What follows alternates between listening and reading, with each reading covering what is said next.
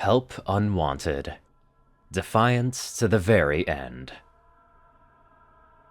Fluttershy was no smaller than a filly when she found Bonnie. She had named her that because the fur on top of her head had looked like a little bonnet. The key word being had, of course, because Bonnie no longer had any hair on the top of her head to speak of. But if her refusal to follow the "come when your name is called" command was any indication, she didn't go by that name, if any at all. Bonnie, please! She called on the pathway that led into the Everfree Forest beyond. Let me help you! Your injuries, you need help!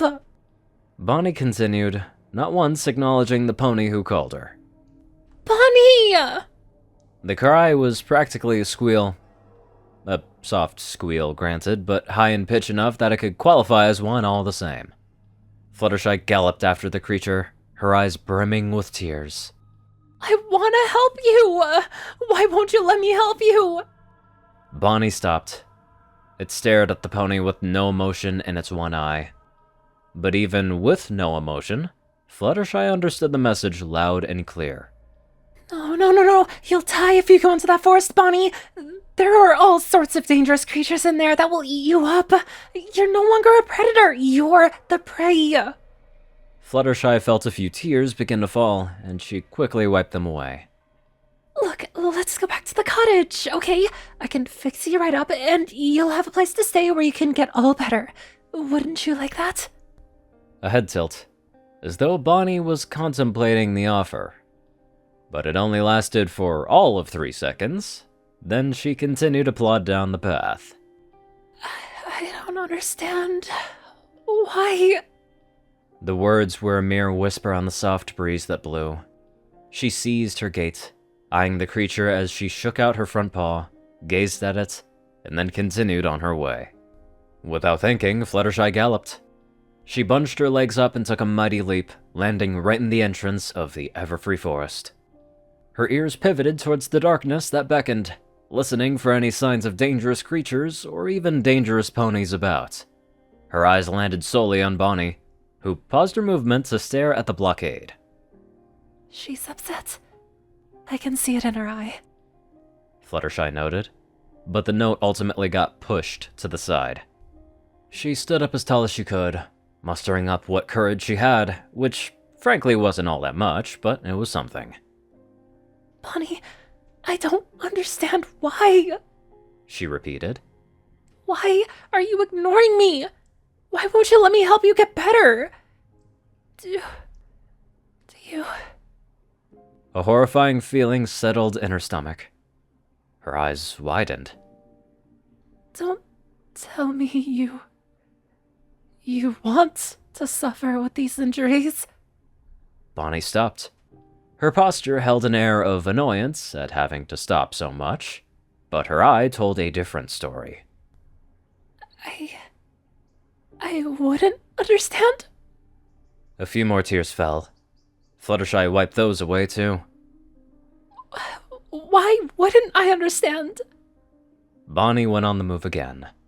Fluttershy watched her as she limped, dragging her hind leg along the dirt as she gave soft whimpers of pain.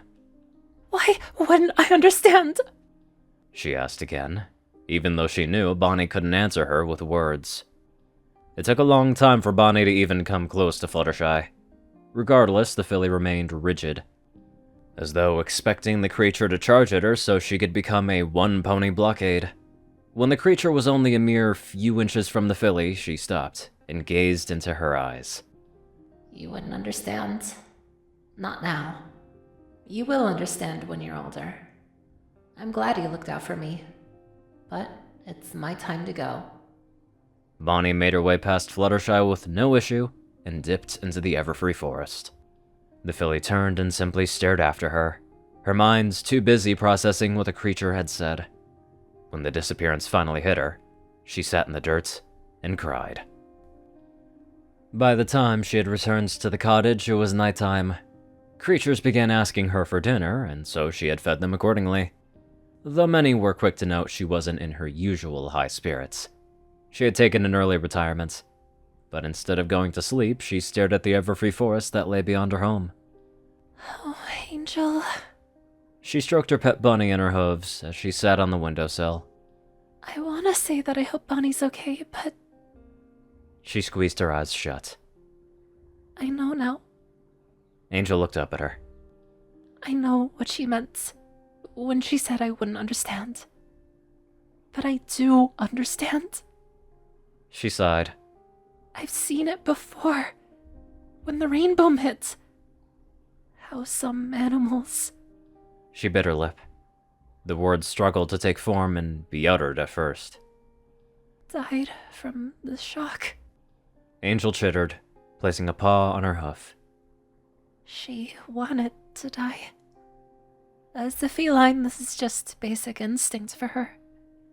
Her injuries were bad. She struggled to find one word to sum them all up. And I could tell she was suffering. Maybe even before she got injured. Her gaze drifted towards Angel. It was just her time to go. The little bunny hopped onto the floor and bounded to the bed, giving instinctive chitters as he pointed to it. Oh. She tilted her head. Yes, I suppose I should try to get some sleep now. Thank you, Angel. When she climbed down from the windowsill and went to the bathroom to wash up, she climbed into bed, while getting into his own bed that sat at the side. As both Pony's and Bunny's eyes began to droop, the latter gave a somber final chitter. The former understood his words, existing as only a final thought before she slipped away into the land of dreams. You can't help some pony, or some creature who doesn't wish to help themselves first and foremost. That is very freaking true. Some people and some animals just don't want help, and it sucks a lot. And even if you force it on them, it still wouldn't be really effective. But this had some pretty damn good emotion. Now let's get on to our emotional donators. Top donators: Jessie Smith, Zar630, BadassWaffle, Onlyonething, Ceru, Orion, and Caladis. Matchfic, Jock, Rayden, Runescythe, Will, Twinkie, Luigi, Chancellor, Crust, Big Smoke, Murder Princess, Little Mighty, Solar Symphony, and many more amazing people. Thank you all so much for watching this video and live life to the fullest.